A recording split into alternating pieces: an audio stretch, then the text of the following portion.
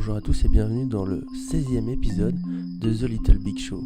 Je suis désolé pour la voix, ça se refroidit un peu en ce moment à La Réunion, donc je suis un petit peu malade. Dans ce 16e épisode, on reçoit Nour Olivier Bassan, qui est très connu à La Réunion pour son association de défense des consommateurs Roule Pas Nous, et qui est aujourd'hui au cabinet de Didier Robert et qui est également attaché parlementaire. On retrace sa vie et on a une super conversation que je vous invite à écouter. Nour Olivier Bassan dans The Little Big Show, c'est tout de suite.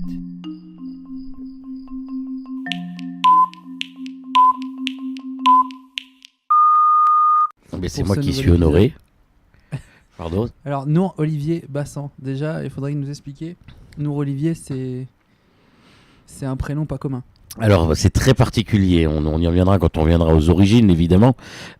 Pour faire court, mes parents adoptifs, puisque je suis un enfant de la DAS, un pupille de la nation, lorsqu'ils m'ont adopté, vous savez, quand on est à la DAS, on a un prénom qui est choisi et une date de naissance et un lieu de naissance qui est changé pour qu'on ne puisse jamais retrouver ses géniteurs, en tout cas ses parents. Ah, je savais pas C'est ça. comme ça que prévalait la loi à l'époque où moi je suis né, en 1968. Et alors mes parents adoptifs, à qui je dois tout, dans leur grande gentillesse, m'ont choisi comme prénom Olivier, qui symbolise la paix. Et il y a beaucoup d'hommes qui se marient ou qui se convertissent à l'islam par amour pour se marier avec une femme. Et moi, je me suis converti par amour de mon grand-père que j'ai découvert sur le tard, assez âgé, lorsque moi je l'étais. Et lorsqu'il s'est agi de me choisir un prénom, il avait choisi très précisément Nour Mohammed, qui signifie la lumière du prophète. Et comme je suis un petit peu un musulman du Coran alternatif, c'est-à-dire que je pars du principe, il y a plusieurs lectures du Coran. Moi, celle qui me plaît le plus, c'est celle qui dit pas d'interdit en matière de religion. Et ensuite, tout ce qui n'est pas interdit est permis. Alors, vous avez ce qui est haram, ce qui est au contraire autorisé. Et j'ai voulu, par respect pour mes parents adoptifs, garder le prénom Olivier. Et puis, par respect et amour pour mon grand-père, garder le prénom Nour, qui signifie lumière. Donc, c'est la lumière de la paix. Comme d'autres s'appellent Jean-Claude ou Jean-Toufik, par exemple, ça pourrait être. Je trouve que le prénom est pas mal et puis que ça rime plutôt bien. Voilà.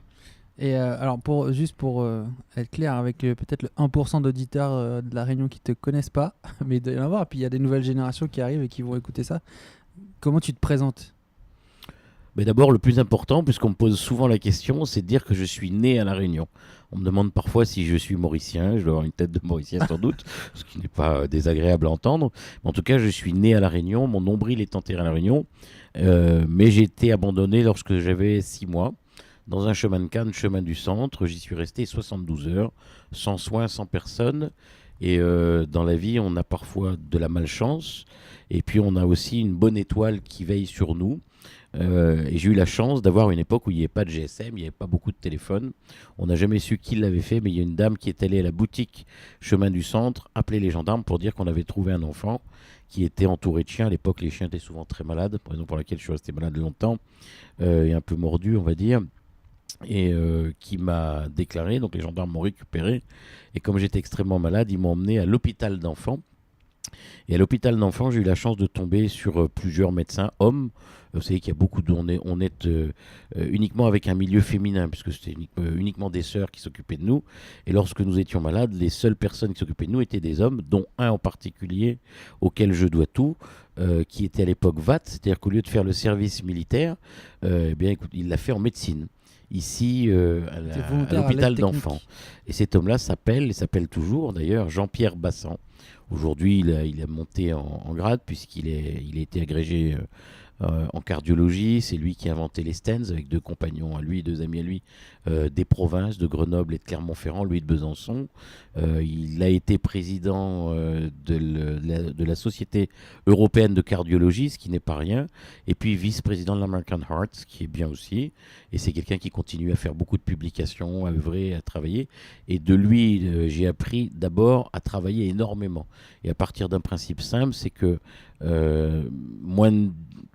on va dire 12 à 14 heures de travail par jour, ça veut dire qu'on est des feignasses. Donc j'ai appris à travailler, c'est clair.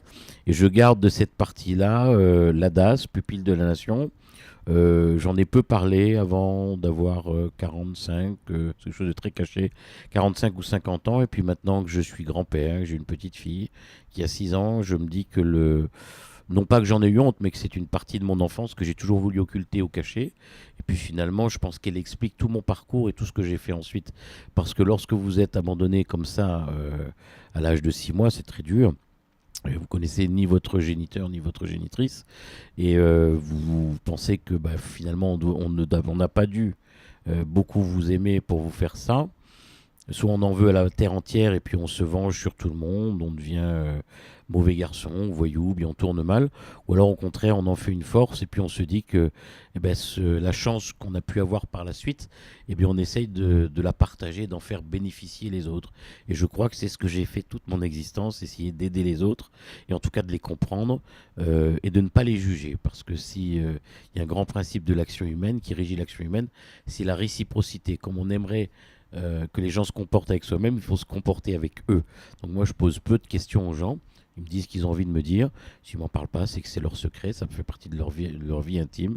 Et puis, s'ils ont envie de se dévoiler ou de dire un certain nombre de choses, je les écoute avec beaucoup d'attention. D'accord. Et donc, juste pour revenir à... Donc là, c'est la présentation qui est Nour Olivier de cœur, quoi. Mais techniquement, tu es conseiller technique au cabinet de Didier Robert, c'est ça? Oui, alors j'ai un parcours je veux dire, aujourd'hui, si on parle au jour d'aujourd'hui, je suis au jour d'aujourd'hui, alors ce qui est bizarre à dire, je travaille, oui effectivement, je suis conseiller technique au cabinet du président de région Didier Robert.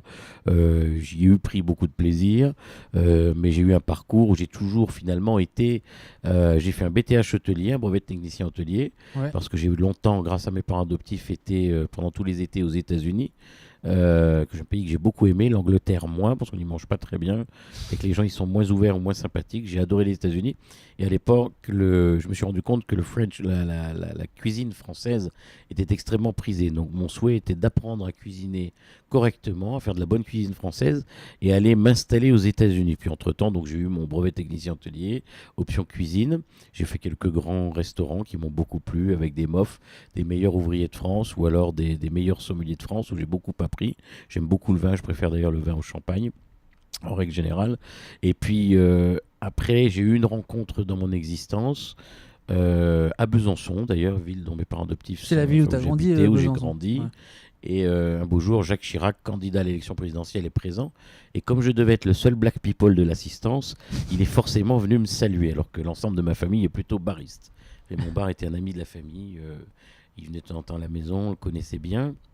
Et je découvre ce grand bonhomme, maire de Paris, candidat à l'élection présidentielle. Et il se passe quelque chose. Et comme tout bélier lorsque je veux quelque chose, lorsque je suis monté à Paris, j'ai frappé à la porte ce qui s'appelait à l'époque le RPR, le Rassemblement pour la République, où j'ai retrouvé beaucoup de choses qui me plaisaient. Le bonnet phrygien, l'amour de la République, un certain nombre de choses. Puis c'est un parti très structuré.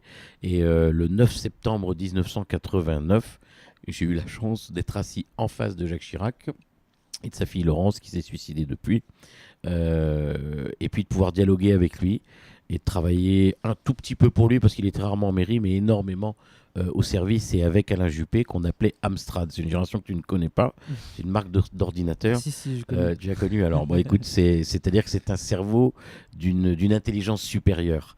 Et c'est quelqu'un qui est partageur, comme certains hommes politiques réunionnais, dont on aura l'occasion de reparler sans doute. Tu as certains qui ne te montrent pas comment il faut faire, alors qu'Alain Juppé explique, montre, et je lui dois beaucoup, beaucoup de ce que je suis devenu ensuite. Avec exigence de sa part, parce que quelqu'un d'extrêmement exigeant, froid et exigeant. Pour prendre la machine à remonter le temps, du coup, et repartir sur ton enfance, tu t'es né à La Réunion, et t'as été adopté, du coup? Oui, j'ai fait l'objet d'une adoption plénière, ce qui était un petit peu long. Ça veut dire que du jour au lendemain, on a un prénom, un nom. Et puis, ça a pris 3 ans, c'est ça? À tes 3 ans, voilà, à l'âge de 3 ans, l'adoption plénière a été effective. Et puis, on a quitté l'île, mes parents de ma mère adoptive, René Bassan, puis mon père adoptif, Jean-Pierre Bassan, pour aller vivre en métropole à Besançon, où vous avez pas très loin Mout, où il fait moins 40 degrés l'hiver. Donc le choc climatique a été quand même assez rigoureux. C'est quoi les premières images qui te viennent quand tu penses à ça? J'en ai aucun souvenir.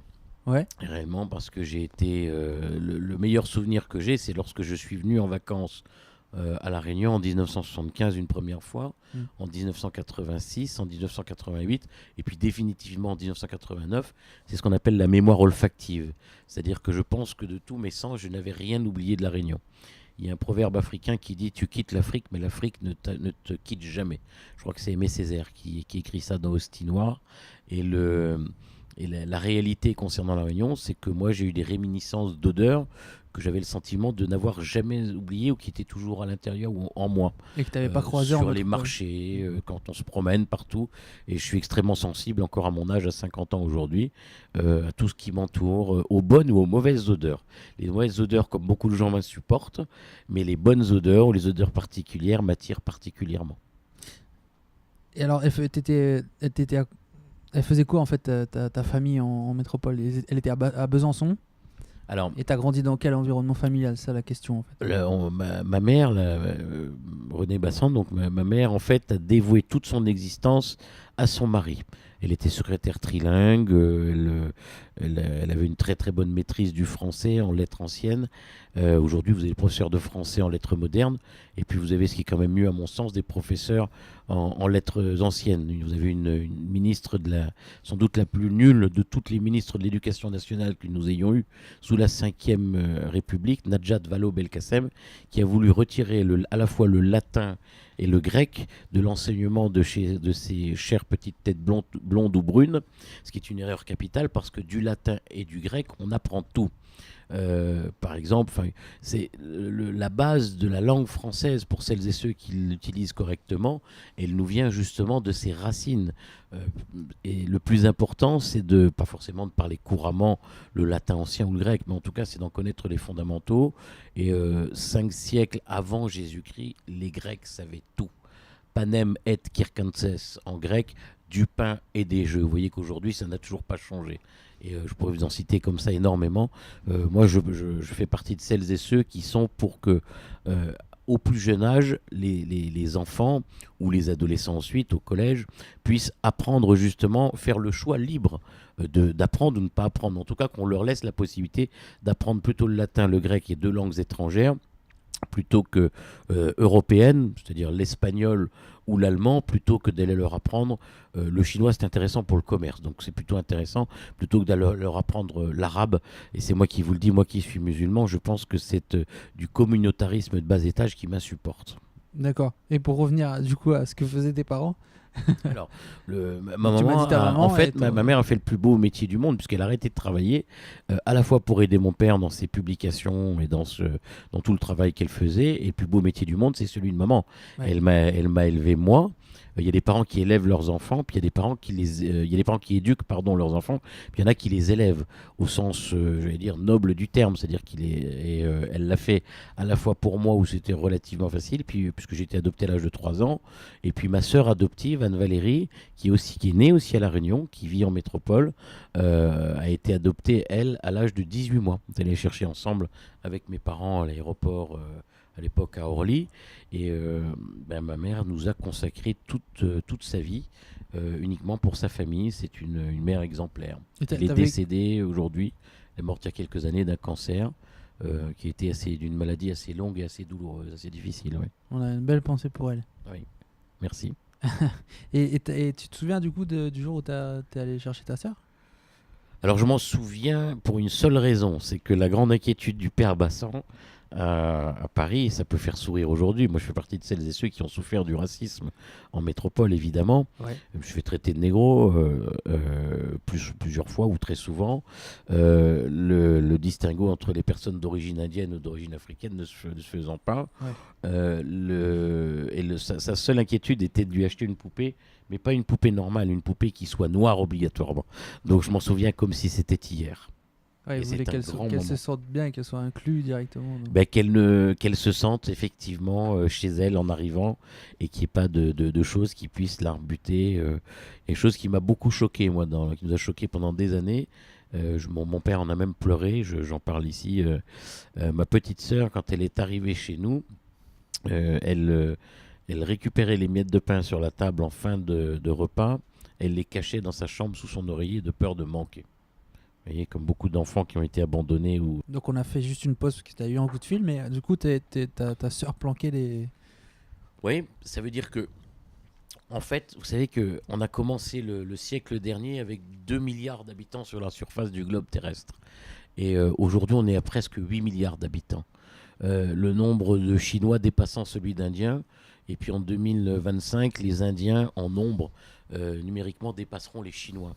Je ne sais pas si vous vous rendez compte des révolutions qui ont fait. Ce qui marquera le 21e siècle, c'est le fait démographique et le fait des migrations climatiques, économiques, mais surtout économiques parce que les gens n'auront pas suffisamment à manger. C'est-à-dire que vous avez, et moi, je suis peut-être plus sensible à ce genre de choses, évidemment, puisque dans ma vie propre, j'ai vu ma propre sœur se priver, ou en tout cas, comme une petite souris, ou comme le ferait une cigale, mettre de la bouffe de côté pour être sûr de ne pas manquer. Et ce qui démontrait à l'évidence que, ayant été à la DAS, elle a peut-être été moins bien traitée que je ne les étais moi, et qu'elle avait toujours la crainte de manquer ou de ne pas avoir assez. Et ça, c'est quelque chose qui me poursuivra ou qui me hantera jusqu'à la fin de mes jours, évidemment. Et dans la suite de mon existence, j'ai toujours veillé à ce que mes proches, je ne travaille pas vraiment pour moi, j'ai pas beaucoup de besoins à titre personnel, à part intellectuel, donc vous voyez derrière vous, c'est mon seul plaisir, c'est les livres et l'apprentissage, ou en tout cas la connaissance. Donc je ne suis pas spécialement attiré par les voitures, par un petit peu les voyages pour faire plaisir aux gens que j'aime, pour les accompagner, ou alors des voyages qui sont des voyages à thème qui m'intéressent.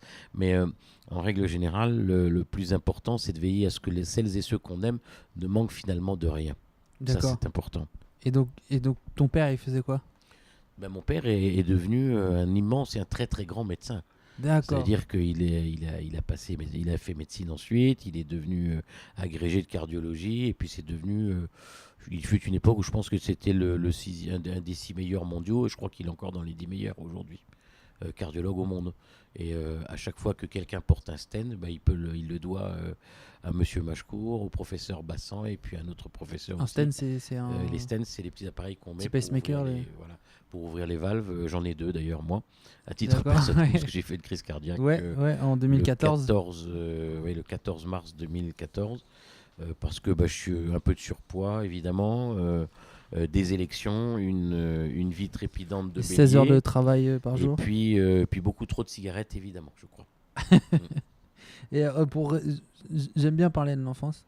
Et je voudrais savoir à quel type d'élève t'étais. Alors, quand vous êtes tout petit, je mesure 1m50 les bras levés, non je plaisante, mais pas plus d'1m60. Quand vous êtes petit et noir, vous n'avez qu'une seule solution, c'est être le meilleur de la classe. Et vous n'avez pas le choix, c'est-à-dire que l'handicap réel... Il faut recentrer à Besançon à cette époque-là. À Besançon, voilà. Tu te retrouves au milieu, tu rentres dans une cour de récréation, et t'es la curiosité de T'étais vraiment la seule personne de couleur. Et je l'ai été, il n'y en avait pas du tout. Il y avait très peu d'Algériens, très peu de Tunisiens. Globalement, j'étais noir, quoi, clairement noir. Alors qu'on était juste après mai 68 quand même. Ouais. Et là, forcément, vous avez quand on a peur de ce qu'on ne connaît pas finalement. Donc le racisme, c'est un petit peu ça. Ce qui m'emmène sur un autre débat dont on parlera sans doute tout à l'heure. Quand j'entends les abrutis en France qui n'acceptent pas qu'on utilise le mot race, alors qu'il est inclus dans le mot racisme. Le racisme, c'est faire la différenciation des races. C'est ce que les ethnologues, c'est ce que tous les grands, toutes les géographes, toutes les personnes qui travaillent de manière sérieuse étudient justement les différentes races qui existent au monde. Et il existe une différenciation de races dans le monde, clairement. Simplement, on ne peut pas attaquer ou être contre quelqu'un par rapport à sa race. Ça, c'est quelque chose qu'on ne peut pas accepter. Mais les races existent évidemment, oui, bien sûr. On peut pas oublier Et à l'époque, c'était très très dur, donc j'avais pas le choix. Il fallait être le premier. Alors comment on fait pour être le premier ? Les femmes, vous le savez aussi bien que moi, encore plus à La Réunion qu'en France, qu'en métropole, ont toujours été meilleures que nous. C'est-à-dire qu'elles ont toujours travaillé plus que nous. Donc je me suis toujours débrouillé pour m'entourer de la meilleure. Et donc pour travailler avec elle un peu le week-end ou le lundi matin dans le bus, on partait en bus à l'école maternelle, au collège, au lycée et puis après à l'université en voiture. Donc je bâchais un peu les cours parfois, puis je récupérais avec elle. Mais on n'avait pas le choix, il fallait être ou le premier ou dans les 2 ou 3 premiers à chaque fois pour être sûr de ne pas être stigmatisé et puis pour que les gens finalement vous respectent. Parce que quand ils vous respectent, ils viennent vous demander de l'aide et quand ils vous demandent de l'aide, ils finissent par vous aimer. Voilà. Donc t'étais un gamin studieux alors? Très studieux. T'étais pas un ravageur? Non, je ne l'ai jamais été. Je pense que je n'avais pas les moyens physiques d'abord. Et puis ensuite, quand on peut être le cerveau aussi. Quand on est petit comme ça et de couleur, on se fait discret. On apprend à se D'accord, faire ouais. discret pour pas être ou tabassé ou emmerdé pendant la cour de récréation. Et alors, avec quelle idée en tête tu étais sorti de l'enfance, on va dire dans les 13-14 ans, tu te voyais faire quoi? Et après, bon, ça a dû évoluer, mais tu sais, comme le rêve qu'on a tous quand on est petit, moi je voulais être pilote d'avion, ça s'est pas fait, mais vraiment, au fond, ton rêve d'enfant, c'était quoi? J'en avais un particulier que je regrette parfois de ne pas avoir poursuivi ou suivi, parce que je pense que j'avais les capacités intellectuelles. C'est j'ai failli rentrer dans l'armée sérieusement. Et forcément, quand on fait l'armée, quand on s'appelle Bassan dans n'importe quel domaine, j'ai vu le père Bassan, le modèle, il devient agrégé de cardiologie, point à la ligne. Et je m'étais dit, si je fais l'armée, il faut que je finisse général, point à la ligne. Parce que je pense au général de Gaulle ou à d'autres. Et puis j'ai toujours aimé l'écriture, j'ai toujours aimé lire beaucoup. Donc il y a une deuxième chose qui m'aurait intéressé sans doute, c'est de devenir professeur de français, de lettres anciennes en tout cas, enfin de français, puis d'enseigner et d'écrire un peu. Et puis finalement, la vie fait que vous avez le plus beau moment de l'existence humaine, de la vie, c'est la rencontre. Et dans ma vie, j'ai rencontré des gens exceptionnels qui, au fond, m'ont guidé vers ce qui était sans doute fait le mieux pour moi. Et la communication en particulier, j'ai eu énormément de chance. Lorsque j'ai fait le service militaire, j'en ai chié pendant 2 mois de classe à Fontainebleau. Je suis tombé d'ailleurs sur un instructeur hyper raciste qui m'en a fait baver les ronds de chapeau. C'était au mois de décembre et on faisait des bivouacs. J'étais pas aussi. Chez nous, on ne grossit pas, on forcit. Et on ne maigrit pas, on s'amincit. Mais enfin, j'avais pas le surpoids que j'ai aujourd'hui. Et on faisait 20-25 km par jour à peu près. Mais avec des sacs à dos remplis de victuailles, de pierres, de trucs. Et à chaque fois, ils m'emmerdaient comme c'était pas possible. Et il faisait tellement froid à Fontainebleau au mois de décembre que lorsqu'on plantait les piquets de tente en fer, ils se tordaient dans la terre glacée. Et j'en ai bavé pendant 2 mois, mais après l'effort, le réconfort. Et j'ai eu énormément de chance, puisqu'ensuite j'ai fait quelques mois, 1 mois et demi, je crois, au bureau du capitaine Lafont au CNA, au Cercle national des armées de l'air, de terre et de mer, place Saint-Augustin. Vous avez une très belle église dans laquelle s'est faite, où on a eu la messe de parrain de Louis Virapoulet, du sénateur Virapoulet, lorsqu'il est décédé. Très très belle place Saint-Augustin. Et puis après, j'ai été remarqué par le capitaine Lafont. Et grâce à lui, je suis rentré à ce qu'on appelle le bureau d'information du Premier ministre, Ouais. qui était Michel Rocard à l'époque. Et là, j'ai tout appris en matière de communication et je me suis rendu compte que c'est sans doute ce qui me plaisait le plus au monde. C'était savoir ce que l'opinion publique pouvait penser, savoir comment on pouvait travailler avec l'opinion publique et comment on pouvait faire en sorte que des chefs d'entreprise, des produits ou de marketing, comment est-ce qu'on pouvait développer un certain nombre de choses en matière de communication. Et j'en ai fait une passion réelle et complète. Ouais, du coup, c'est un peu la question globale sur la partie formation de ta vie, on va dire. Tu fais une école hôtelière, tu fais des stages à Paris, dans ce que tu viens de nous dire, le service militaire. Après, tu fais l'école polytechnique d'assurance. Ouais. Et en fait, la question, c'est où est-ce que tu veux aller là, dans tout ça? Alors quand je fais l'école polytechnique d'assurance, le sage qui est forcément indien, je plaisante ou chinois, on n'en sait rien quand on ne sait pas, on dit là au-dessus. Je ne sais plus qui l'a dit. Il y a un sage qui a dit un jour, lorsque 2 chemins te sont proposés, choisis toujours le plus difficile. Et moi qui suis un homme de lettres, j'ai une mémoire d'éléphant, je retiens tout ce qui m'intéresse. J'ai une mémoire sélective. Et tout ce qui m'intéresse, je le retiens sans aucun problème. Dans tout ce qui est écrit, dans tout ce qui est littéraire. Par contre, je ne suis pas un homme de chiffres. Et je me suis dit, va dans ce qui est le plus dur, dans ce que tu n'aimes pas, Les chiffres. et va dans les chiffres. Et puis, j'ai effectivement passé avec difficulté. Alors, c'est pas très très glorieux parce que nous avons commencé, nous fûmes, aurait dit Victor Hugo dans 93, ou alors nous partîmes.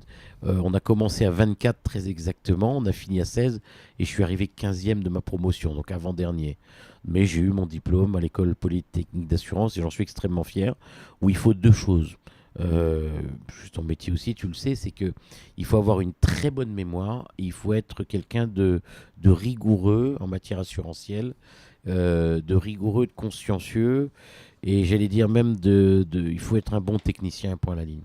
Je ne suis ni avocat ni juriste et ça ne m'empêche pas de faire d'écrire pour les gens, pour Roulpanou, de faire des démarches et puis d'aider un certain nombre de mes compatriotes ou de mes amis à gagner, parfois même face à des avocats.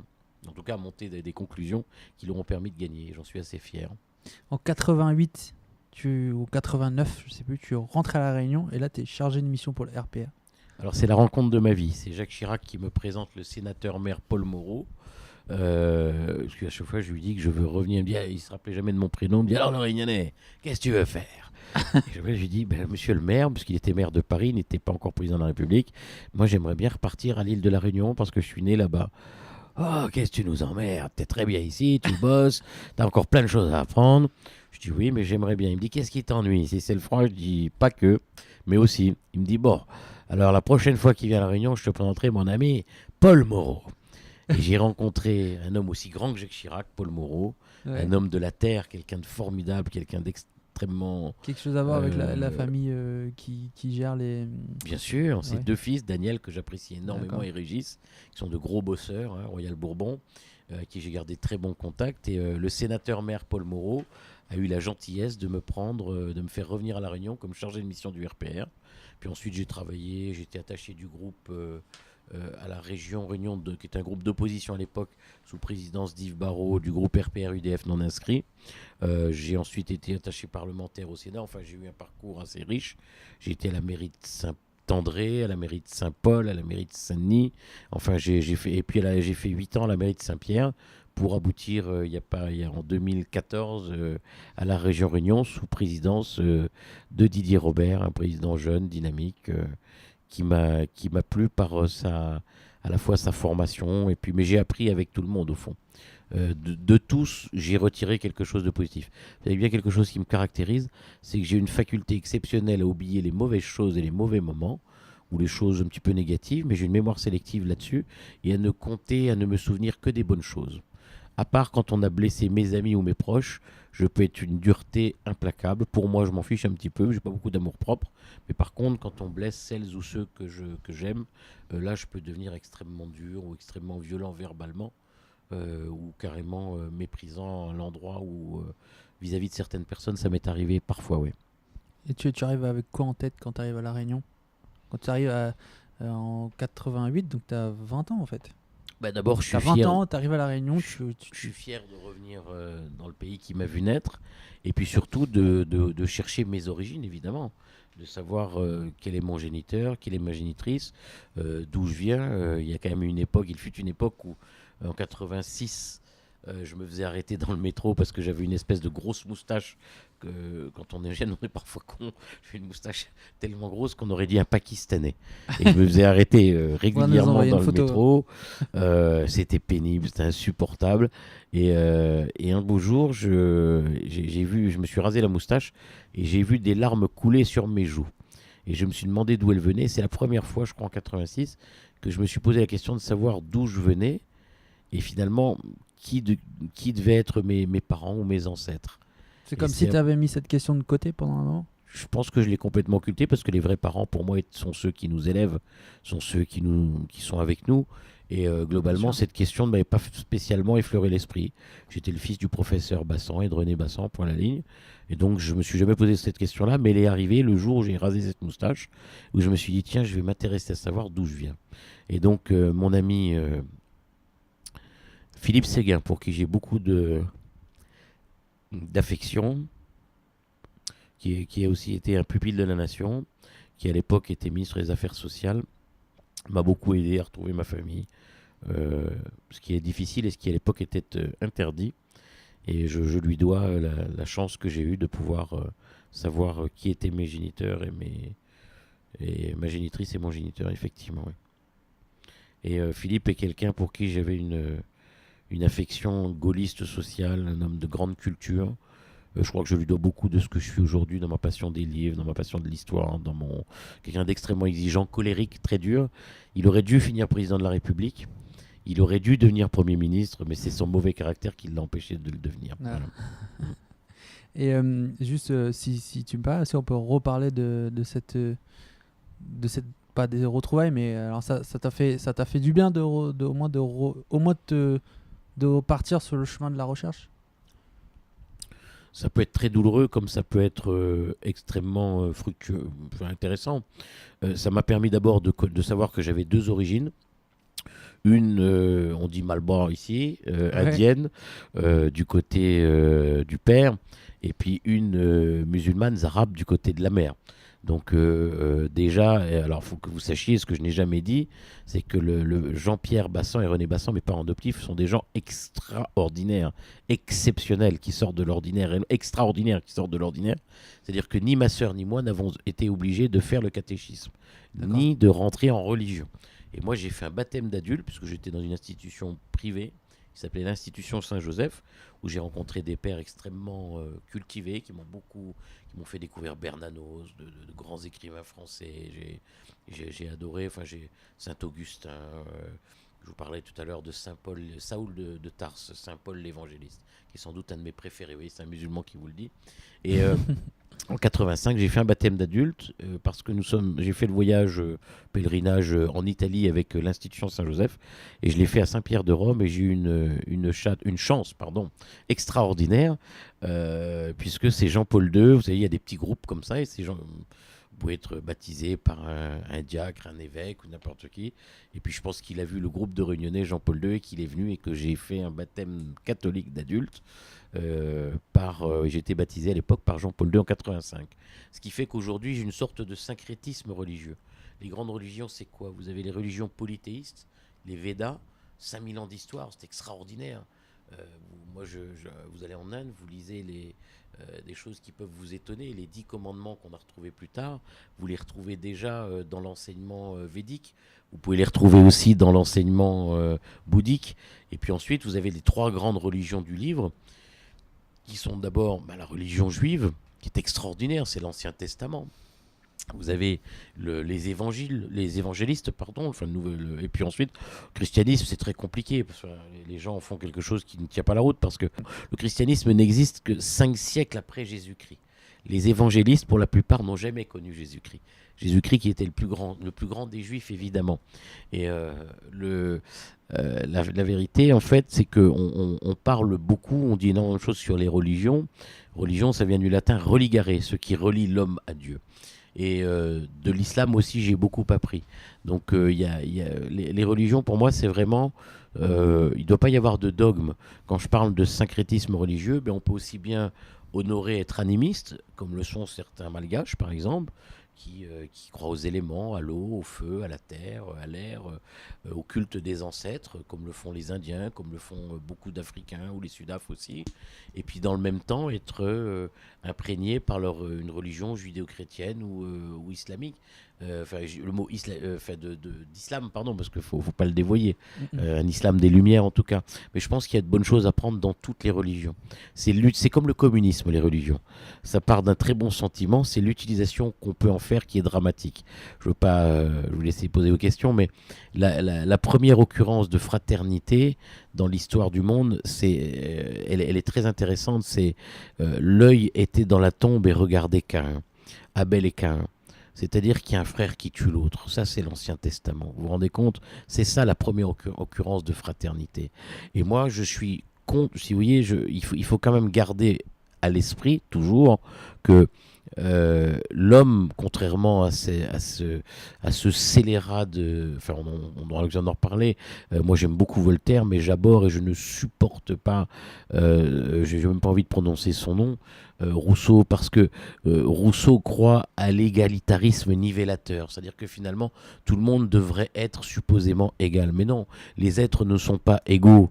Il y a des gens, il y a l'intelligence tout court, l'intelligence du cerveau, il y en a qui sont plus intelligents que d'autres évidemment, qui ont plus de connexions synaptiques, qui ont plus de neurones, et puis vous avez l'intelligence du pied, vous avez des footballeurs qui sont meilleurs que les autres, vous avez l'intelligence de la main, vous avez des tennisman qui sont meilleurs d'autres, et dans tous les domaines, moi je suis plutôt pour un élitisme pour tous, c'est-à-dire pour qu'on fasse en sorte que chaque être humain puisse s'élever au plus haut de ce qu'il est capable de faire dans son domaine. Mais tenter de faire croire que les gens seraient prétendument égaux, c'est une connerie innommable. D'ailleurs, quand on réfléchit, moi, à la Révolution française, par exemple, 1789, c'est simplement la chute de la Bastille. Seuls les crétins de journalistes sur lesquels, pas tous, il y en a des qui sont intelligents, mais la majeure partie d'entre eux pensent que, je ne parle pas on va dire on va pas les nommer, on va dire que c'est certains journalistes, croient que la Révolution française se résume à 1789, c'est-à-dire la, la chute la prise de la Bastille, pardon. Mais non, la période la plus importante dans la Révolution française, c'est 1793 et la Déclaration universelle des droits de l'homme. Et qu'est-ce qu'elle dit, la Déclaration universelle des droits de l'homme, dans son préambule? Les hommes naissent libres et égaux en droit. Les distinctions sociales ne peuvent se fonder que sur l'utilité commune. Ça veut dire qu'on part d'un postulat de départ, c'est que les êtres, justement, ne sont pas égaux, mais que toute leur vie, ils devront se battre pour justement essayer de s'élever et de faire d'eux ce qui sont le meilleur. Le meilleur exemple qu'on ait, vous savez, les États-Unis d'Amérique ont la même durée d'histoire que la Réunion. Bon, il y a un vrai parallèle qu'on peut faire entre les États-Unis par rapport aux populations africaines qui ont été amenées de force, les esclaves, aux États-Unis, les Noirs africains, les Noirs américains, le Black Power qui m'a passionné, Martin Luther King, tous ces grands personnages. Et puis ici à La Réunion, 3 siècles d'histoire aussi, avec des gens qui ont été amenés ici de force. C'est-à-dire que les engagés, les Indiens, nous les Indiens, nous avons eu la chance d'être des engagés, de venir ici pour travailler. Vous voyez, et je crois qu'on a une dette ça a été une dette de sang pour leurs ancêtres à eux, qu'on ne doit jamais oublier, mais c'est une dette d'honneur pour celles et ceux qui ont eu des ancêtres qui ici, je ne suis pas pour l'aspect mémoriel permanent, mais il ne faut jamais oublier d'où on vient et qui nous sommes. Et le peuple réunionnais est un peuple qui est divers, c'est sans doute un des grands exemples pour le XXIe siècle, pour le monde entier. C'est d'un peuple métis, d'un peuple multiculturel et multiconfessionnel. On a vraiment un message à apporter au monde, de paix, de tolérance, de gens qui réussissent à vivre ensemble, à se respecter, à s'aimer, des gens qui se marient entre eux. Je trouve ça formidable, et ce message-là, on doit l'apporter au monde, mais il ne faut pas oublier d'où on vient pour savoir où on doit aller demain. Donc c'est ce que tu étais allé chercher du coup et que tu as réussi à trouver. Moi, au départ, ne connaissant pas mes origines, j'ai eu une passion immodérée pour le mouvement noir américain. Et particulièrement pour Jesse Jackson, que j'ai rencontré à 2 reprises aux États-Unis. J'ai eu la chance de tomber je faisais 2 mois aux États-Unis dans des familles noires américaines qui étaient pris là-dedans complètement, des pasteurs, rencontrer des gens assez exceptionnels. Et j'avoue que écouter encore le discours, il est mort un 4 avril 1968, Martin Luther King, les gens ont retenu I have a dream today, mais le plus beau dans son discours qu'il fait à Washington DC, District of Columbia, ça signifie, il dit une chose simple, 100 years later. Ça veut dire, il y a 100 ans, et il répète ça pendant 1h30. Il y a 100 ans, les hommes et les femmes, je ne vais pas vous faire en anglais, quoique je le connaisse en anglais par cœur, mais il réussit, Martin Luther King, il en meurt d'ailleurs, il réussit finalement à démontrer que finalement l'Amérique raciale n'a pas fait évoluer les Noirs. Et alors Obama a été le symbole dont auraient sans doute rêvé Jesse Jackson et Martin Luther King, mais ça n'a pas été un très grand président pour les États-Unis. Ouais. Ça a sans doute été, ça a été un président médiocre. Et on parlait d'islam un petit peu tout à l'heure, médiocre parce qu'il n'a pas été capable de faire en sorte que ce que les administrations Bush et Obama ont fait depuis 1991, et je dis quelque chose qui est extrêmement grave aujourd'hui avec vous, c'est que depuis 1991, l'Occident, les États-Unis d'Amérique et les administrations Bush et Obama ont fait tuer 4 millions de musulmans dans le monde. Ça veut dire que les musulmans un musulman, qu'il soit pauvre, riche ou quelle que soit sa condition sociale ou le pays dans lequel il vit, ils se sont consubstantiellement dans la souffrance d'un autre musulman. On appelle ça la Oumma, c'est la communauté musulmane. Et je ne vous parle pas d'islamisme, je vous parle simplement de musulmans. Quand un musulman souffre ou est tué, ça blesse un autre musulman. Et n'oubliez jamais que les musulmans, épaule contre épaule, prient toujours dans la même direction, Makka, la Mecque. Et tout ce qui se passe aujourd'hui, les attentats qui sont perpétrés sur le sol français, en Espagne par exemple, n'oubliez jamais qu'au 7e siècle après Jésus-Christ, vous avez eu un califat, qui est le califat de Cordoue en Espagne, 7e siècle. Donc quand vous avez des bombes qui pètent en Espagne, quand vous avez des bombes qui pètent ou des attentats terroristes en France, quelque part, je pense que si nous n'étions pas partis dans ces pays-là, qui ne nous avaient rien demandé, faire la guerre, vous vous êtes rendu compte que les printemps arabes s'étaient transformés en hiver islamiste. Et je pense que les dirigeants occidentaux, Sarkozy compris, sont responsables. Sarkozy, Hollande, tous les médiocres qui nous ont gouvernés en sont directement responsables. Le seul qui était très correct là-dedans, c'est mon ami Dominique de Villepin et surtout le président Jacques Chirac. Le président Jacques Chirac avait une politique pro-arabe, mais qui n'était pas anti-sioniste. C'était un grand président. C'est celui qui a dit non à la guerre en Irak. Et il fallait avoir une paire de couilles de mammouth à l'époque pour oser à l'ONU aller contre l'administration Bush et aller contre tous ces gens-là pour le faire valoir. Et pendant que Chirac et Dominique de Villepin luttaient justement pour que la France ne s'engage pas dans ce combat, d'accord ? Eh bien, il n'y a pas eu de bombes qui ont pété en France. Il n'y a pas eu d'attentats terroristes. Et le terreau du terrorisme aujourd'hui, c'est nous-mêmes, c'est l'Occident qui l'a fabriqué. Alors maintenant, il faudra l'éradiquer. Et le seul moyen d'éradiquer le terrorisme aujourd'hui, eh bien, c'est de faire fermer toutes les mosquées. Je suis musulman et je vous le dis, faire fermer toutes les mosquées salafistes. Il y en a 113 qui sont répertoriées, 125 je crois aujourd'hui. Les faire fermer toutes. Quelqu'un qui ne prêche pas en français, il doit sortir. Et on fait fermer les mosquées salafistes, premier point. Et ensuite, on doit enfermer tous les fichiers S. Et celles et ceux qui ont fait le choix de tourner les armes contre la France, le pays dans lequel je suis né, le pays que j'aime, parce que la Réunion, c'est la France, eh bien, ceux-là, ils n'ont qu'à être jugés en Syrie, en Irak, au Liban, dans le pays dans lequel ils sont.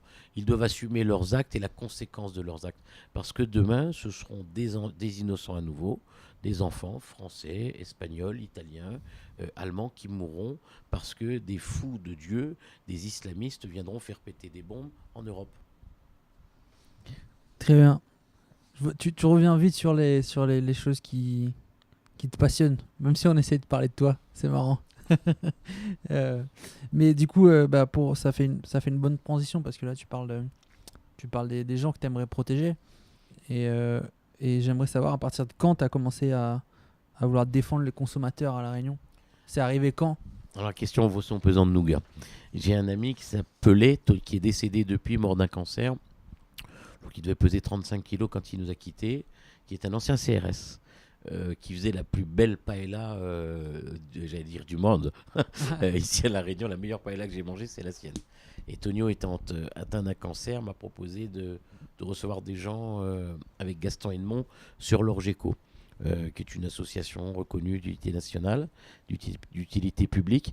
Et puis, je me suis rendu compte qu'au fond, je vivais à côté de la société réunionnaise et que je faisais partie de la classe moyenne plus. Une classe moyenne basse, une classe moyenne, puis une classe moyenne haute. Et je me suis rendu compte de la souffrance réelle des gens, de ce qu'ils vivaient, de la difficulté, de l'illettrisme. Quand vous êtes illettré, comment voulez-vous faire un courrier pour intervenir ? C'est très difficile. Et je me suis rendu compte que La Réunion souffrait. Et je me suis dit que j'en ai fait la promesse sur son lit de mort, mais je me suis dit qu'au fond, je me suis passionné, je me suis mis à aimer ces gens-là. Ces gens, parce que c'était moi. Moi, j'ai une grand-mère que j'ai retrouvée qui ne sait ni lire ni écrire. Je ne sais pas si vous vous rendez compte. Ouais. Elle a eu du mal à me le dire. Je dis, mais il n'y a pas de honte à ça. Au contraire, elle a travaillé toute sa vie depuis l'âge de 15 ans. Et je lui dis, regarde, le plus bel exemple, c'est aujourd'hui moi. Puisque grâce à toi, finalement, tu vois, on a sauté 2 générations. Puis aujourd'hui, tu as un petit-fils qui sait lire et écrire et parler aussi couramment le français que l'anglais. Vous voyez ? Bon, c'est ton anniversaire. Alors, il y a quelqu'un qui est venu dire un grand joyeux anniversaire. Voilà, Papy. on a fait une petite coupure. Voilà. C'est ma petite fille, puisque je suis déjà grand-père, elle a 6 ans. Et je dois avouer qu'elle fait ma fierté. Elle est venue voir son papy pour souffler, pour aller acheter un gâteau avec sa maman. Et donc, je vais avoir du plaisir à fêter avec eux dans un instant. Voilà. Ouais, Mais 50 ans, ça fait un demi-siècle quand même. Hein. Donc, ça veut dire qu'il me reste encore la moitié pour travailler. Jeune papy, 50 ans. Effectivement, c'est vrai. Moi, ma fille va arriver, je pense, d'ici 2 ou 3 semaines. Oui. Je sais pas si. Donc, à 50 ans, elle aura 19 ans. Oui. Je serai pas encore grand-père. Hein. Je pense pas. C'est vrai. Jeune On a été grand-père, gâtés. Monsieur Bassin. Et il faut. Alors, tu retiendras ça, c'est que, au fond, on est beaucoup plus souple avec les petits-enfants que nous ne l'étions avec les enfants. Ah oui. On est assez dur avec les enfants, exigeants, alors que les petits-enfants, on leur passe quasiment tout. C'est plus facile d'être petit-fils ou petite-fille que fils ou fille d'eux. Et comment si on peut en parler, comment t'as eu 2 enfants, c'est ça ? Je n'ai qu'une seule fille et puis des enfants et puis un fils, donc que D'accord. j'aime beaucoup aussi. Ok. Et mais elle m'a donné une petite fille, voilà. D'accord. Mm. Ok. Bon, pour revenir à la défense des consommateurs, c'est de ça dont on parlait. Oui. Comment t'en es arrivé? Donc, c'est ce monsieur-là qui faisait des paellas. On était Je me sur suis mis finalement à me rendre compte, ma copine Aude, que j'aime beaucoup, on s'entend très très bien Aude et moi. Et c'est une femme extraordinaire parce que Aude Palan-Vergoz, ce qu'elle a pour- commencé à faire, Aude, vous imaginez qu'elle occupait à l'époque, elle était proviseure de collège ou de lycée, et à une époque où la femme réunionnaise n'avait pas la place, où la femme tout court n'avait pas la place qu'elle a aujourd'hui. Ça a toujours été une femme de tête, une femme de caractère. Et moi, j'ai toujours été très admiratif de Aude, qui est une femme de... Vous vous rendez compte, je crois qu'elle a 74, 76 ans, elle continue à travailler, à œuvrer, alors que d'autres se reposeraient, voyageraient, elle continue. Aude aime profondément les gens. Elle a Ouais. de l'amour pour eux. Et je dois avouer sincèrement que j'ai beaucoup appris avec elle. On s'entend bien tous les deux. On a une petite différence, c'est que moi, je suis plus procédurier, parce que je suis dans le domaine de l'assurance. Et alors, elle donne des réponses de bon sens, qui sont importantes, qui sont intéressantes, où elle oriente les gens. Et moi, je pars d'un principe qui est un petit peu différent, en disant on ne peut pas dire à quelqu'un simplement il faut faire un courrier recommandé. Chez nous, on le fait directement. Ouais, Et ouais, on écrit pour la ok. personne. C'est-à-dire qu'on engage notre responsabilité civile, celle de l'association évidemment, mais la mienne particulièrement. L'association Et, Roule Panou. Et bah oui, mais on prend des risques, hein, Ouais. et on se fait pas que des amis. Mais du coup, j'ai envie de dire, Aude et toi, vous êtes complémentaires en fait. Complètement. Extrêmement complémentaires. Et alors, elle a une notoriété qui va bien au-delà de la mienne, évidemment, parce qu'elle fait ça depuis des années. Et puis Aude, c'est la maman des Réunionnais. C'est quelqu'un qui, enfin, on se Donc même rencontre moi, j'ai souvent. déjà appelé. Et là, s'il pour faut poser des imaginer, questions. quand on est dans une soirée, il ne faut pas imaginer à ce seul instant que Aude ou moi, nous soyons des creveurs de cocktails. On a largement de quoi manger chez nous. Si on y va tous les deux, c'est simplement parce qu'on a besoin de rencontrer du monde. Quand vous allez dans un cocktail, vous rencontrez le directeur de la banque, le directeur de chez Renault, le directeur de chez Canal+, le directeur de chez Canal Satellite, celui d'Orange, celui des SFR, celui de Free aujourd'hui, anciennement Only. Et c'est grâce à ces relations-là qu'on peut intervenir directement pour les consommateurs. Alors une chose importante, c'est de dire aux consommateurs, là-dessus vous avez tort, le juge, si vous allez en procédure, ne vous donnera pas raison, donc on va essayer de négocier, demander un accord ou un geste commercial. Ou alors au contraire, vous avez été lésé avec un grand B, madame ou monsieur, et on va vous aider.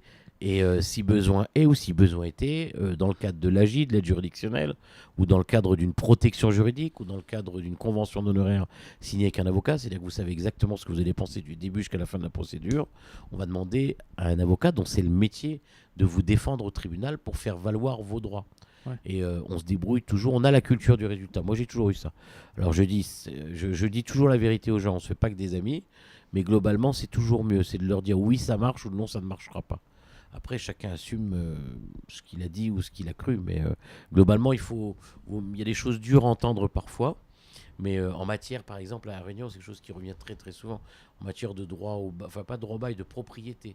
Beaucoup de gens ont des actes trentenaires, ils sont ennuyés parce qu'ils pensent que le terrain leur appartient. Je leur dis, mais attendez, est-ce que vous avez un acte de propriété? Ben non. Je leur dis, ben attendez, il faut faire un acte trentenaire, il faut voir si vous avez vécu là depuis tel... Oui, mais on m'a dit, je dis on est un con parce que c'est écrit nulle part. Donc je le dis pas comme ça, je le dis avec beaucoup de gentillesse, mais globalement il faut vérifier un certain nombre de choses. Ouais. Et puis les gens ne nous disent pas toujours tout. Ils occultent volontairement ou involontairement, sciemment ou on ne le sait jamais, mais un certain nombre d'éléments qui sont essentiels dans la procédure. Donc le fait de passer par un avocat nous assure quand même de ce que tous les éléments ont été pris en compte, y compris ceux qui ont été occultés ou cachés. Ça fait combien de temps? Ça fait 10 ans là que Roule Panou existe. Oui, ça fait une dizaine d'années. Et on arrive à... C'est quoi bon, on peut pas dire un bilan, mais c'est quoi les choses que tu retiens le plus? Ce que je retiens, c'est, tu le vois dans le bureau ici, c'est qu'il y a j'ai toujours des boîtes de mouchoirs autour de moi. On est des amsérologues, c'est-à-dire qu'on écoute les gens. D'abord, la souffrance, je retiens la souffrance, la difficulté de vivre. Il existe des manuels de savoir-vivre, Anne de Rothschild ou d'autres personnes qui ont écrit ça, mais des manuels de savoir-survivre, ça n'existe pas. Et je pense que la fin du mois commençait ici à La Réunion pour 70 ou 80% de la population le 10 du mois. Je crois que là, on est déjà pendu à partir du 5, quelle que soit sa classe sociale. Donc c'est la banque qui en profite au bout du compte, puisqu'on est déjà à découvert. Le bilan que j'en tire, c'est qu'il y a une grande souffrance ici à La Réunion, que les gens ont insuffisamment d'aide, que les politiques sont, pas tous, mais pour la majeure partie d'entre eux, insuffisamment courageux, parce qu'il eût fallu mettre en place, à mon sens, ce qui prévalait il y a quelques années, à La Réunion y compris, qui marchait très très bien, ce qu'on appelait des écrivains publics, des gens qui rédigeaient des courriers, et qui faisaient œuvre utile et qui travaillaient scribes. pour le bien commun. Ça, c'était vraiment important. Et, alors qu'aujourd'hui, les gens sont un petit peu perdus. Et puis, donc, ce que j'en retiens, moi, c'est d'abord que la société réunionnaise ne va pas forcément très très bien. On est comme sur une cocotte. La Réunion, c'est une cocotte minute. Il suffirait de pas grand-chose pour que ça explose. Vous avez des mondes qui se côtoient tous les jours. Vous avez, grâce à Internet, ou en tout cas par les télévisions satellitaires, tout ce qui peut être acheté en matière consumériste de plus cher et de plus beau, avec la majeure partie de la population qui ne peut pas en bénéficier parce qu'elle n'a pas la capacité financière ou le pouvoir d'achat pour le faire. Donc c'est très très difficile. Alors que la bonne nouvelle pour La Réunion, enfin la bonne nouvelle entre guillemets, c'est qu'on crée de l'emploi d'une manière assez exceptionnelle à La Réunion, beaucoup plus que partout ailleurs, dans les autres départements ou régions françaises. Donc, mais on a un taux de natalité tel qu'aujourd'hui, le fait démographique fait que finalement, on ne réussit pas à combler le vide. Le taux de chômage est extrêmement important à La Réunion. Donc, une des solutions, évidemment, ce serait sans doute de créer des manufactures locales. Pourquoi est-ce que Michelin ne viendrait pas s'installer à La Réunion et fabriquer des pneus, par exemple? Je dis que je donne comme ça. Pourquoi est-ce que... Et puis l'idée, c'est de faire en sorte que les Réunionnaises et les Réunionnais, le CNARM le fait très très bien ici, puissent aller en Europe par différents moyens. Ça existe déjà, via Amadeus ou d'autres systèmes. Mais globalement, c'est que les Réunionnais puissent aller se former à l'extérieur ou à l'étranger, puis revenir au pays, parce que la fierté, c'est de revenir développer son pays et de constituer une élite. Ce qui manque à La Réunion, vous avez une très belle génération, mais la génération qui vient est exceptionnelle, celle qui arrive.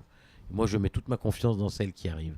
Il y a une génération intermédiaire qui a été un petit peu en attente, et la mienne qui peut apporter un peu d'expérience et qui peut, dans le domaine, on va dire, peut-être politique, dans le domaine administratif, aider les plus jeunes.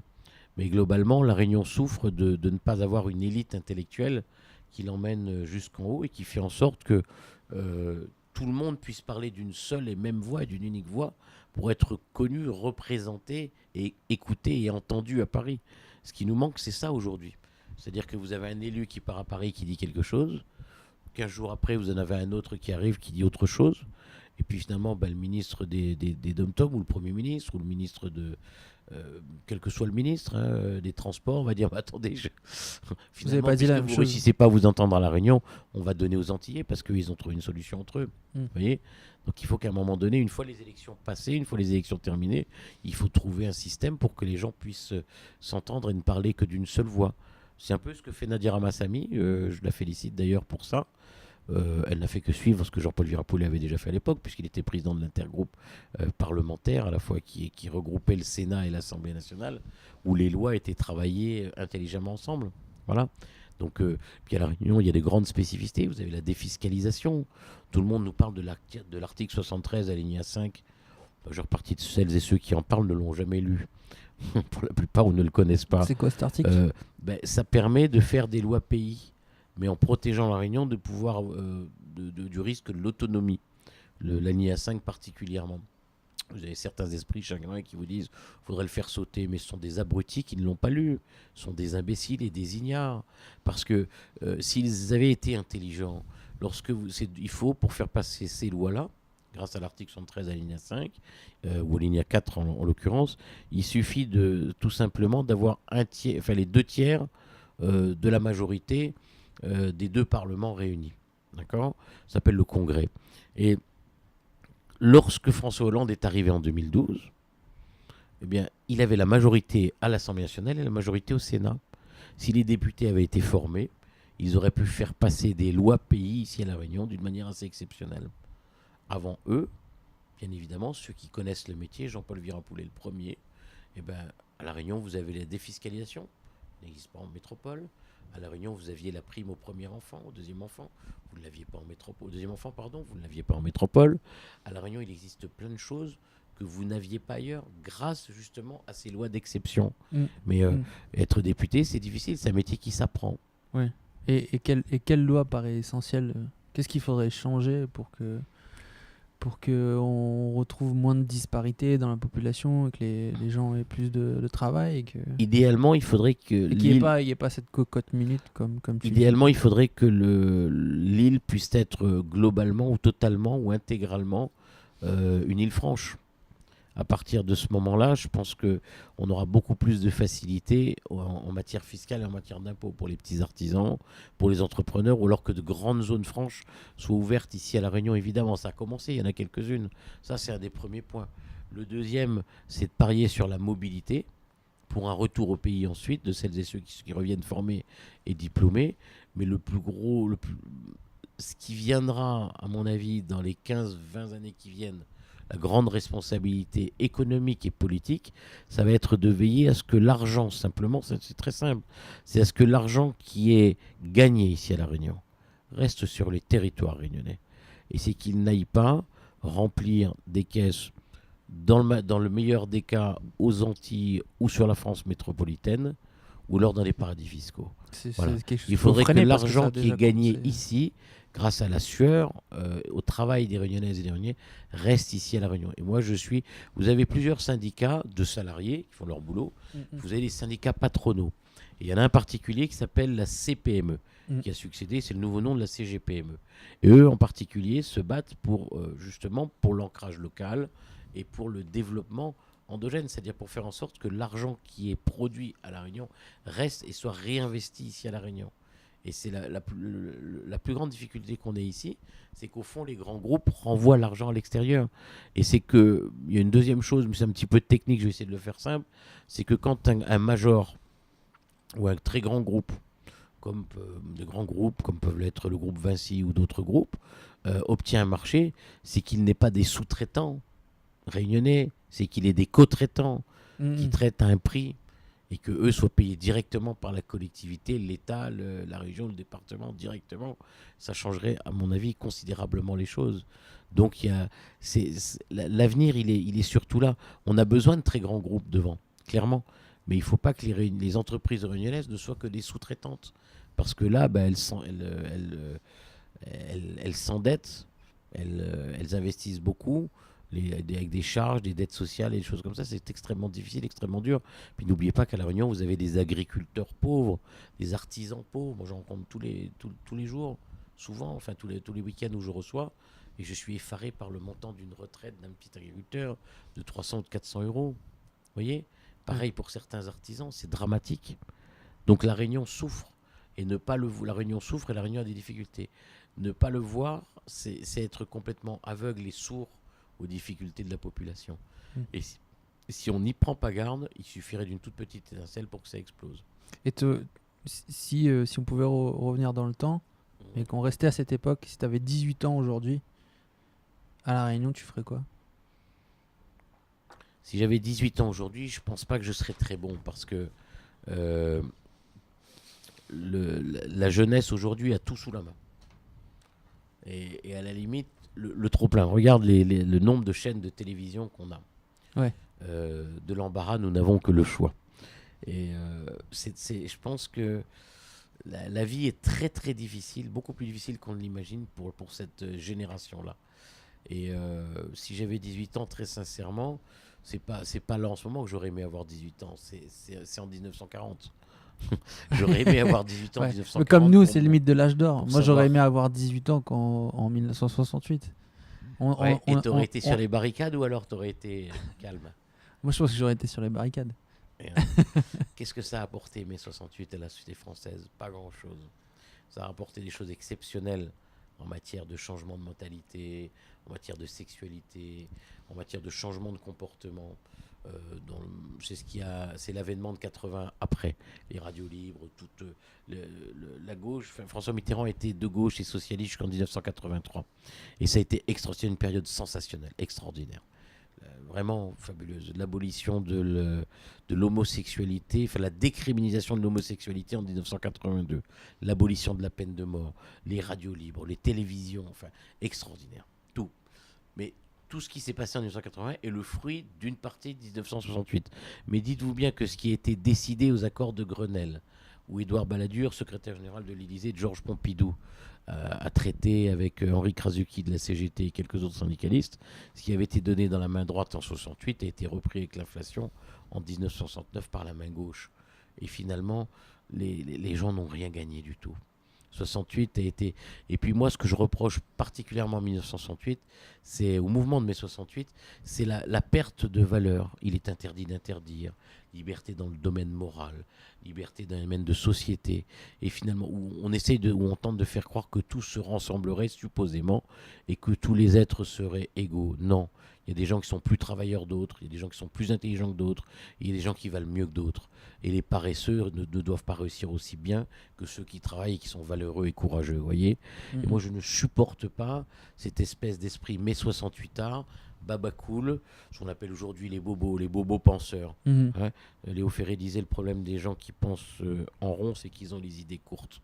Ben ces gens-là, en règle générale, ont la pensée courte, ils arrivent très rapidement à la fin de leurs arguments. Non, si j'avais 18 ans, je m'engagerais peut-être, sans doute. Et je dois avouer avoir été bluffé, même si je n'y croyais pas au départ, parce que je pensais que c'était un produit de François Hollande, par exemple, par le mouvement citoyen qui a été monté par Macron, En Marche. Le mec, il est courageux quand même. Hein. Donc son truc, il a sans doute été aidé par des lobbies, par les médias, il était partout devant, mais globalement, il a réussi un truc que personne n'avait jamais fait avant. Et les jeunes qui se sont engagés dans ce truc-là à ce moment-là, ben, je pense qu'ils ont eu raison de le faire. Voilà. Ils ont été dans un combat, on verra s'ils le regrettent ou s'ils en sont contents, mais globalement, ça démarre pas mal. Hein, les réformes, il les fait. Il est en train de faire ce que les autres n'ont pas fait en 30 ans. Hein. Ouais. Donc ça va être intéressant. Donc si j'avais 18 ans, je pense que je m'engagerais là-dedans, sans doute. Ouais. Ok. On arrive sur les quelques questions de fin d'épisode. Il y a une question qui nous vient de la personne qui m'a permis de te rencontrer, Alicia Tandrea, que tu connais bien. Et elle a une question pour toi. C'est si tu étais une femme, qui est-ce que tu serais? Quelle femme serais-tu? Si j'étais une femme, Merci Alicia. c'est une putain de bonne question. Si j'étais une femme, je crois que la femme pour laquelle j'ai le plus d'admiration, ou qui m'a le plus marqué dans... Pardon. La femme pour laquelle j'ai le plus d'admiration, ou qui m'a le plus marqué dans mon existence, je ne l'ai pas connue à titre personnel, et je l'avoue, vous voyez, j'ai croisé une ou deux fois, c'est Simone Veil. Parce que je connaissais son passé, parce que j'ai vu, c'est une femme qui parlait sans aucune note, de mémoire, quelqu'un d'extrêmement intelligente, très bien formé. J'aime beaucoup Hélène Carrère d'Ancos, qui connaît bien l'Égypte, par exemple. Je serais plutôt une femme engagée et intellectuelle. Elisabeth Badinter me plaît beaucoup aussi, par exemple. Margie Sudre, moi j'ai vu Margie Sudre au Parlement européen s'exprimer sans aucune note, avec une maîtrise totale, alors que c'est pas une politicienne, c'est pas quelqu'un qui vient du monde politique, c'est quelqu'un qui vient de la société civile. Donc j'ai plein de modèles de femmes qui m'impressionnent. Rosa Parks, évidemment, noire, qui se lève dans le bus et qui dit ben non, moi je suis dans le bus des Blancs, puis on verra ce que ça va donner. Après, ça profite plus aux hommes, parce que c'est Martin Luther King et tous les autres, les Black Panthers et les autres qui réussissent à récupérer le mouvement. Mais je pense que si je ne serais pas une femme, je serais des femmes.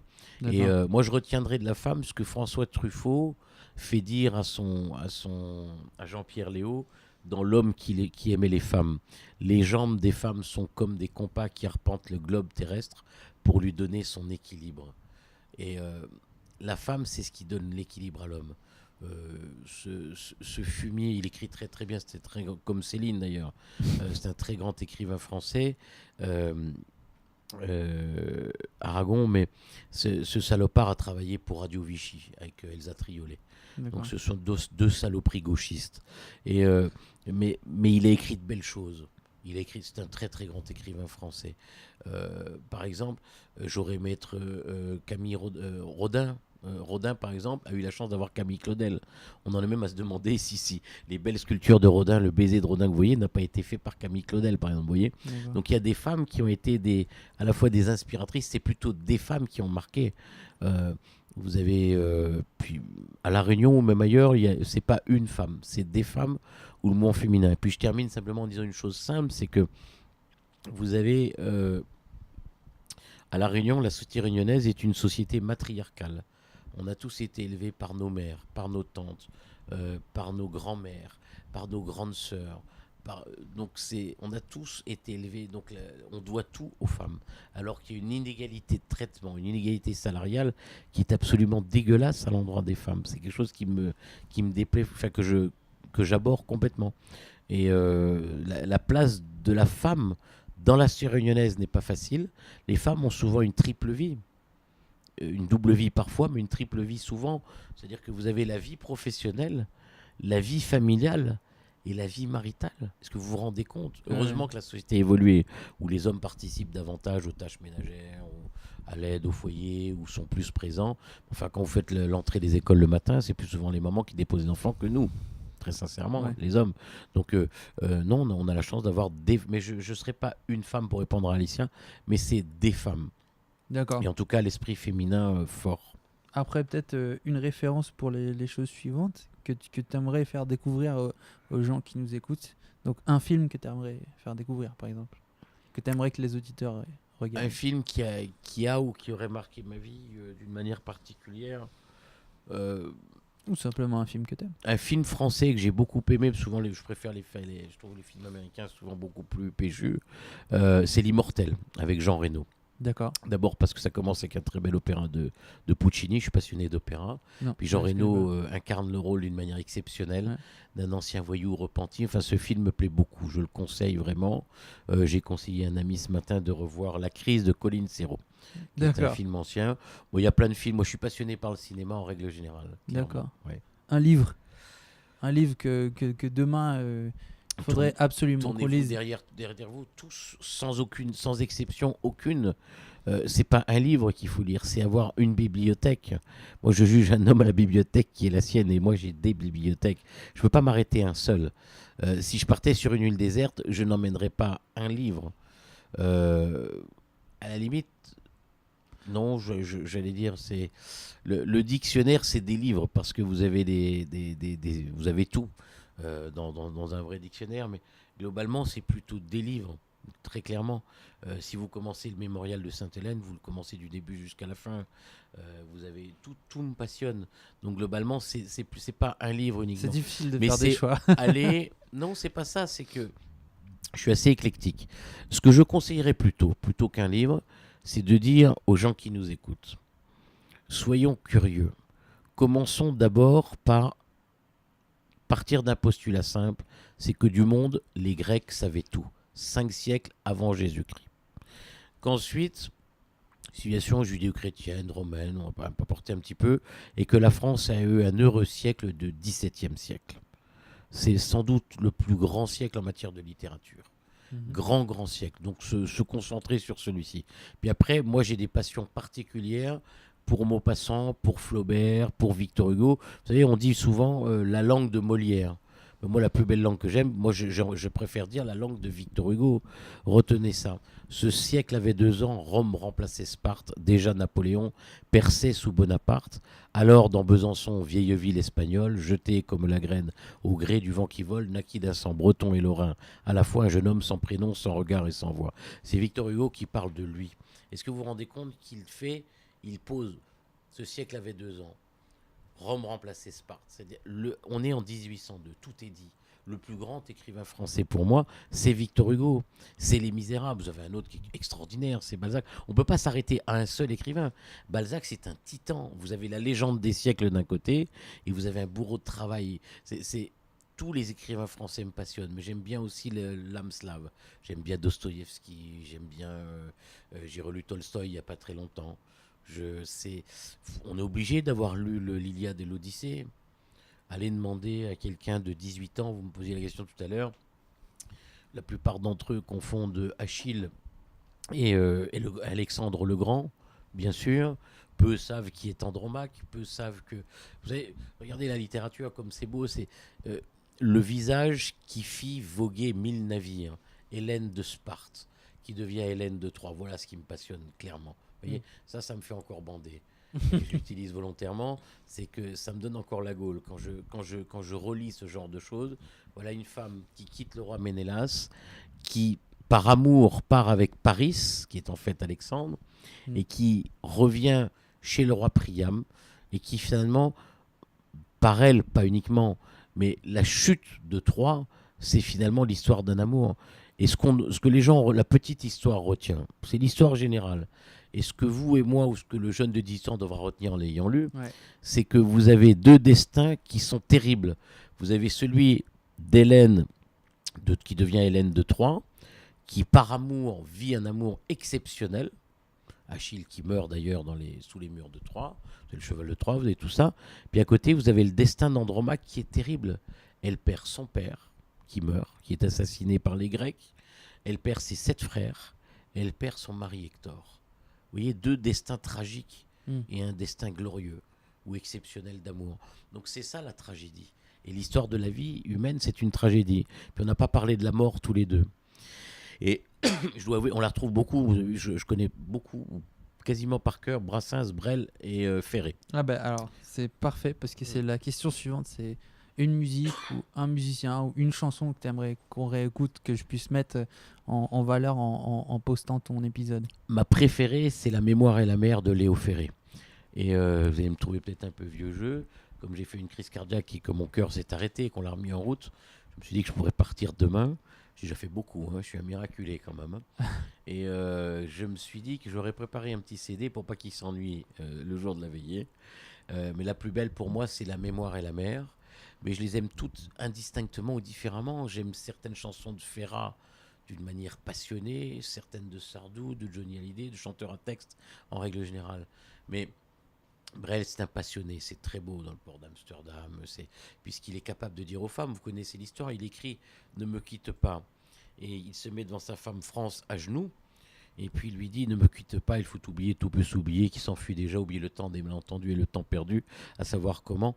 Et puis à ce moment-là, il continue, et sa femme France lui dit « Relève-toi Jacques, tu vas froisser ton pantalon ». Il lui écrit la plus belle chanson d'amour et voilà ce qu'elle lui répond. Puis ensuite il tombe éperdument amoureux de Madeleine, puis il va vivre aux Marquises.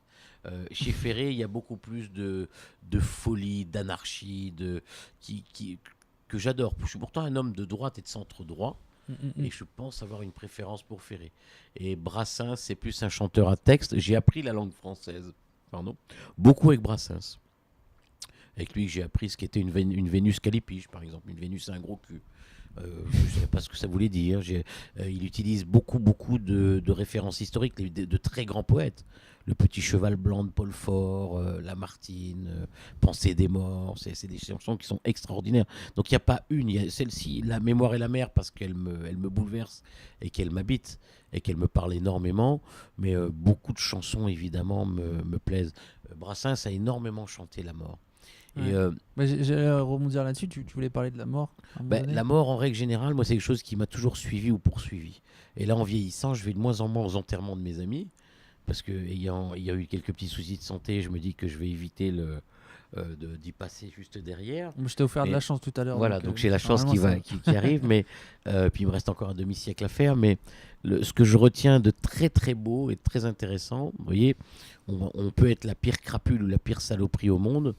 À la mort d'Aragon, Eugène Ionesco a envoyé un mot à Elsa Triolet, et dans ce mot, il lui a dit, de mémoire, je dois me tromper un tout petit peu, la mort, c'est un petit passage dans l'éternité, la nature nous y plonge pour nous rafraîchir, mais vient un jour, elle nous y laisse, et comme dans l'éternité, il n'y a pas de temps qui compte, cette nuit sans réveil est un jour comme un autre.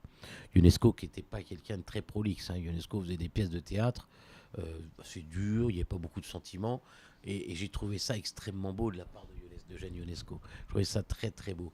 Et au fond, chez Brassens, on passe sa mort en vacances, par exemple. Vous voyez, donc plusieurs manières de la voir. Ouais. Et la mort, c'est quelque chose dont on ne doit pas avoir forcément peur. Moi, j'ai lu le livre de Marie Henzel, qui était préfacé par François Mitterrand, qui en connaît un rayon, qui était un homme habité, François Mitterrand quand même, qui a été voir beaucoup de moines cistériens. Il connaissait très bien Jean Guiton, vous devriez lire Jean Guiton, très grand philosophe chrétien extraordinaire. Et je termine là-dessus justement. Tiens, on parlait tout à l'heure de l'un des évangélistes que je préfère.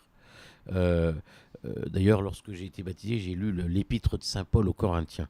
C'est l'amour peut tout, l'amour doit tout, l'amour pardonne tout. C'est très très beau. Et pour moi, Saint Paul est extraordinaire parce que voilà un homme qui a pourfendu et tué des juifs, des chrétiens, pardon. Il s'appelait Saoul. Et pendant plusieurs années, et qui un beau jour cherche Pierre. Tu es Pierre et sur cette pierre je bâtirai mon église, le premier des apôtres.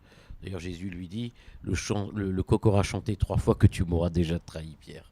Et il le fait, il le trahit. Mais malgré tout, Pierre est le plus fidèle après. Et la première révélation de Jésus-Christ au retour, c'est lui. Et alors Saoul cherche Pierre pour le tuer.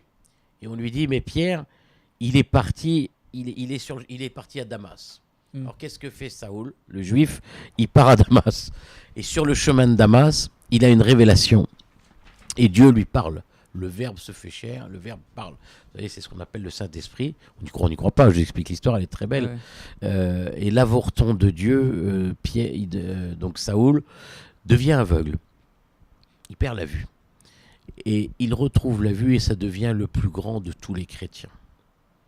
Et pour moi, c'est-à-dire que c'est comme le premier, comme Clovis, au baptême de Clovis à Reims, lorsque le pape lui dit « Brûle ce que tu as adoré et adore ce que tu as brûlé jadis ». C'est-à-dire qu'il a combattu quelque chose, il a eu une révélation et puis il va complètement, fondamentalement à l'inverse de ce qu'il a fait. Les meilleurs, ce sont les communistes repentis. On parle souvent de la Seconde Guerre mondiale. C'est terrible.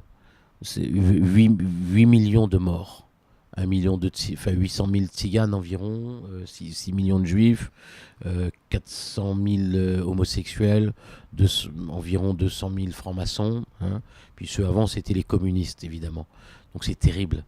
Mais le communisme lui-même, dans le monde, a fait 85 millions de morts. Vous vous rendez compte? D'accord? Donc un homme intelligent, c'est un homme qui a été communiste et qui a cessé de l'être. Parce qu'il s'est rendu compte que la doctrine communiste était pas révolutionnaire, elle était meurtrière. Voyez. Et la lecture qu'on peut faire du monde, elle dépend aussi, quand je vous parlais tout à l'heure de tous les livres qu'il fallait lire pour comprendre et se faire son idée, il ne faut pas être hémiplégique en matière de lecture, il faut savoir tout lire et se faire son opinion par soi-même. Et moi, ce qui me rend fou souvent, c'est la pensée unique. C'est la pensée, c'est-à-dire d'être dans la bonne pensée, dans la belle émotion, dans ce on dit aux gens ce qu'ils ont besoin ou envie d'entendre. Et moi, je n'aime pas la concorde au fond. J'aime ce qui est dissonant, discordant, ou les gens qui s'opposent par les idées. Si on arrive comme ça, qu'on est en train de discuter, puis qu'on est d'accord, il n'y a aucun intérêt. On va passer 5 minutes ensemble, ça va bien se passer, mais ça s'arrêtera là. Et puis on sortira de là, ça sera pas plus que ça. Alors que quand vous avez des gens qui sont à la hauteur intellectuellement et que vous pouvez débattre avec eux et vous opposer, après chacun repart en ayant changé sa vision du monde, sa vision des choses. Mais l'intérêt, c'est de pouvoir discuter avec des gens qui ont un niveau qui leur permettent de savoir de quoi ils parlent. Et Dieu sait s'ils sont peu nombreux. Si tu avais une immense pancarte devant laquelle tous les Réunionnais pouvaient passer et donc sur laquelle pouvoir transmettre un message, tu écrirais quoi dessus? Avec vous et pour vous. Ah, très bien. Et la dernière question, c'est qui est-ce que tu aimerais entendre dans The Little Big Show? Quelqu'un que tu aimerais nominer ou quelqu'un que tu aimerais entendre tout simplement dans l'émission? Dans ton émission, dans l'émission ici, dans laquelle tu passes. Little Big Show. Celui qui aura le plus de choses à nous dire, il faut le faire vite parce qu'il a 74 ou 75 ans. Je pense que c'est Jean-Paul Virant-Poulet. Ouais. Il aurait fallu entendre Paul Vergès. Je ne sais pas si tu as eu la chance de l'avoir avant, j'ai pas qui est sans doute un des plus grands hommes que la Réunion ait connu. C'est des grands cerveaux, les Vergès. Ce sont des gens d'une intelligence supérieure. Et puis je pense qu'il faut profiter rapidement. Je crois qu'il part pour un mois, mais je pense que c'était une personne que tu dois interroger, qui connaît bien l'histoire de la Réunion et tout ce qui a pu se passer, et puis qui en parlera avec passion, c'est lui qui aura des choses à te dire. Gilbert Net m'a plu aussi. Je parle de deux politiques, tu vois. Gilbert Net m'a dit un jour qu'il se ferait enterrer avec sa carte du Parti Socialiste, incinérée, pardon. Ça m'a beaucoup marqué. C'est des gens qui croient profondément en ce qu'ils font. C'est des gens éminemment respectables, ça, par exemple, pour moi. Hein, mais oui, ça serait plus Jean-Paul Virant-Poulet, très sincèrement, parce qu'il a des choses à dire, des choses à transmettre aux générations qui viennent, et il faut en profiter maintenant, parce que le temps faisant son œuvre, il faut le faire rapidement, je pense. Bon, ouais. J'essaierai de Monsieur Virapoulet, si vous Je m'entendez. je te donnerai ses coordonnées avec plaisir. Nour, merci beaucoup vraiment d'avoir pris ce temps. Je vais te laisser place à les festivités et je te dis encore joyeux anniversaire. Parce Merci que infiniment en tout cas. c'est le jour de ton anniversaire, c'est important. Et ben mille merci pour C'est cet très gentil à épisode. toi. Puis j'ai observé que tu avais du très très très bon matériel en tout cas. Ouais. Tu avais investi. Bravo. Allez, Merci. à bientôt. Ciao. Vous êtes encore là. Ça veut peut-être dire que vous avez aimé cet épisode. Si vous souhaitez continuer à écouter les épisodes de The Little Big Show, vous avez plusieurs solutions. D'abord, vous pouvez vous abonner à la chaîne YouTube. Vous pouvez m'envoyer votre email, me rajouter sur LinkedIn ou tout simplement liker la page Facebook. Voilà, envoyez-moi vos commentaires, partagez et n'hésitez pas à m'envoyer les personnes que vous souhaiteriez écouter dans The Little Big Show. Je vous dis à bientôt.